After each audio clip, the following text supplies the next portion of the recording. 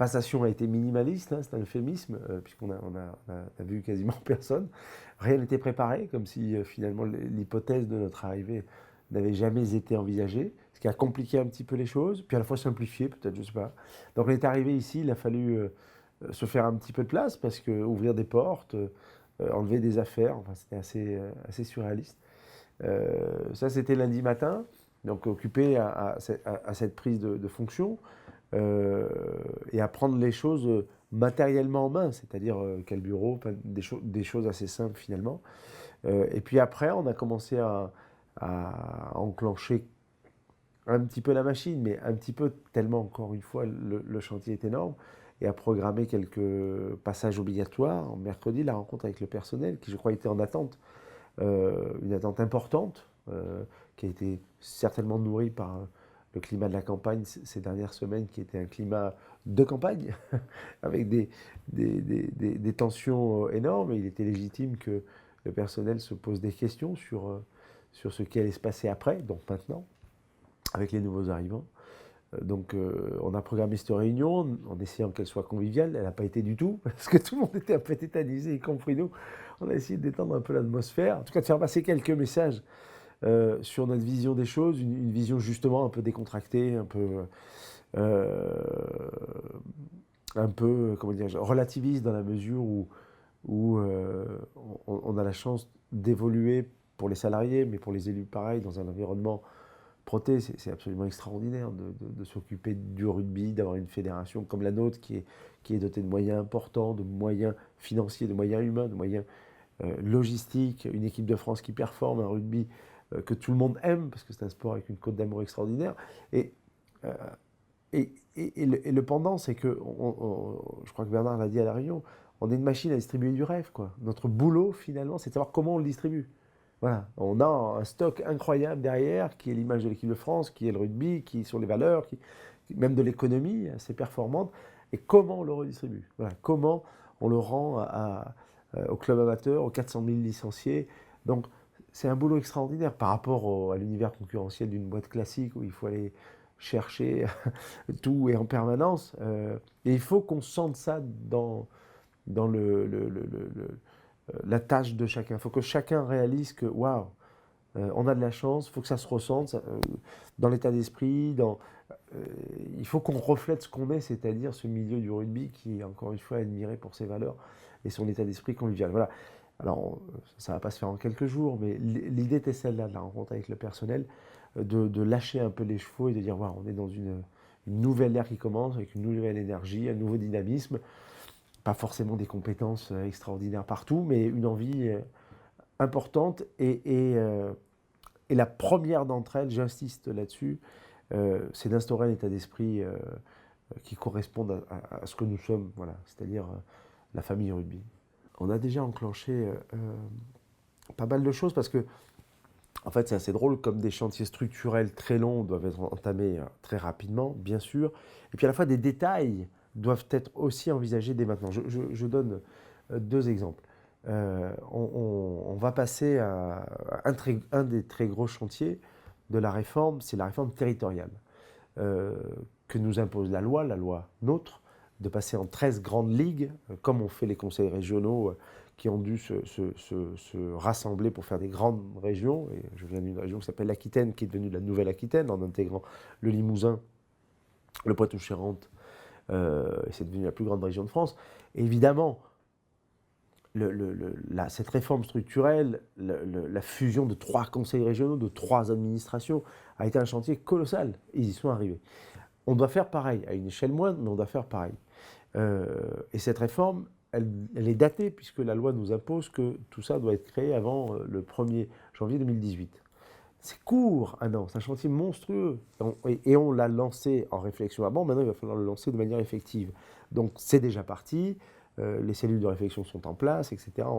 On va communiquer sur les territoires pour aussi répondre à beaucoup de questions, les personnels des comités territoriaux qui ont entendu cette obligation légale. Et évidemment, il n'y aura pas de licenciement, évidemment, il y aura une redistribution de la ressource humaine, évidemment, il y aura une prise en compte des spécificité territoriale. Ici, il y a un patrimoine immobilier, là, il n'y en a pas.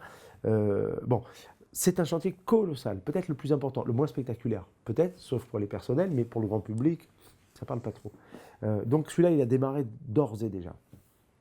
Ensuite, par exemple, on a annoncé notre envie, un peu comme le discours personnel, d'ouvrir les portes, d'ouvrir les fenêtres, d'essayer de décadenasser un petit peu cette fédération.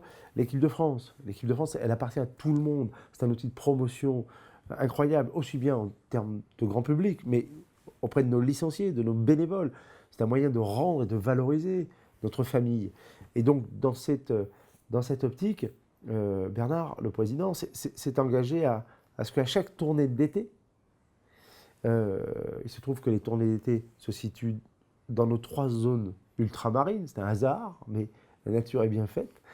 Soit on va en Nouvelle-Zélande, Australie, et c'est la zone Pacifique, nous avons la Nouvelle-Calédonie et Wallis et Futuna comme territoire d'outre-mer. Soit on va en Afrique du Sud, et nous avons l'océan Indien à côté, Mayotte et La Réunion. Soit nous allons en Amérique du Sud, en Argentine, et nous survolons la Caraïbe avec Guadeloupe, Martinique et Guyane. Bon, inutile de vous dire que ces territoires n'ont jamais vu l'équipe de France de toute l'histoire de la fédération. Or ces territoires, les bénévoles qui sont là-bas sont vraiment dans une économie de peu. C'est compliqué de faire prospérer le rugby là-bas, à des dizaines de milliers de kilomètres d'ici, dans un territoire qui n'est pas forcément très rugby. Bon, voilà. Et pourtant, il y a des présidents de club, et pourtant, il y a un président de comité, et pourtant, il y a des licenciés. Il y a des gens qui se battent pour le rugby. Mais si on amène une fois l'équipe de France dans la vie, mais je veux dire, c'est à la fois évidemment un projecteur formidable pour ce territoire, c'est aussi une reconnaissance de la continuité de la République. Enfin, il fallait le faire. Bernard l'a promis. Donc c'est parti. Au mois de juin, nous allons en Afrique du Sud avec l'équipe de France. Il y a un voyage de reconnaissance qui est prévu début janvier, comme toujours, pour checker tous les transports et logistiques de ce voyage. Eh bien, j'ai demandé à ce qu'on intègre évidemment à ce voyage un stop à La Réunion et à Mayotte. Alors, c'est anecdotique, c'est un confetti par rapport au chantier structurel dont on parlait tout à l'heure, mais ça s'envisage dès maintenant, ce qui est assez paradoxal. Vous n'avez pas d'autres priorités que... Ben, ça s'envisage, voilà, on commence à parler de cela. Donc, il y a cette juxtaposition du détail et du structurel. Et ça, c'est ce qui m'a frappé cette semaine, c'est qu'on est à la fois sur des points de détail qu'il faut faire, qu'il faut dire oui, maintenant, de suite, et puis à la fois lancer ces grandes réformes qui prendront un temps fou. Pour passer au vote décentralisé, il faut changer les statuts. Pour changer les statuts, pardon, il faut passer en assemblée générale. En assemblée générale ordinaire avec un quorum assez important, puisqu'il faut 70% des présents, 70% des clubs présents. Et donc souvent c'est pas atteint et il faut passer par une AGE sans quorum. Mais par contre avec la majorité aux 2/3. Donc ça prend un temps important, d'autant plus que dans la réforme de la gouvernance voulue par Bernard, il y a aussi la dissolution du comité directeur pour le transformer en Conseil national du rugby, où il y a une représentativité beaucoup plus forte des familles, plus forte, même existante, parce que là elles sont inexistantes, que sont les clubs, etc. Et représentation des ligues, dont on parlait tout à l'heure.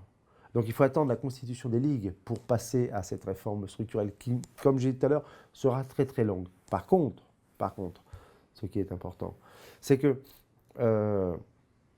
on peut passer à des modes de consultation électronique décentralisés très rapidement. Mais ça serait plutôt référendaire, pour le coup. Hein. C'est ce lien direct avec les clubs où on peut les consulter quand on veut sur des questions essentielles avec un système qui se mettra en place, lui, très rapidement.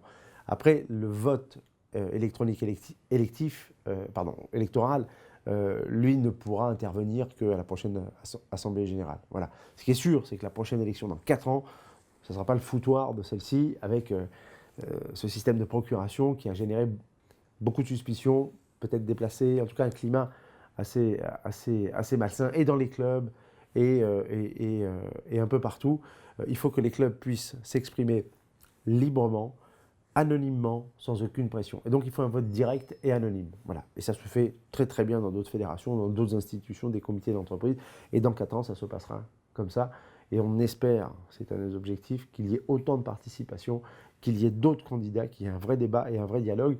Bernard l'a dit, la fédération doit être plurielle, les différences doivent être constructives, elles doivent s'additionner, elles ne doivent pas s'annuler. Voilà, il ne peut pas y avoir une voix unique, une pensée unique dans n'importe quelle institution. Ça n'existe pas, et y compris dans une fédération, fût-elle de rugby.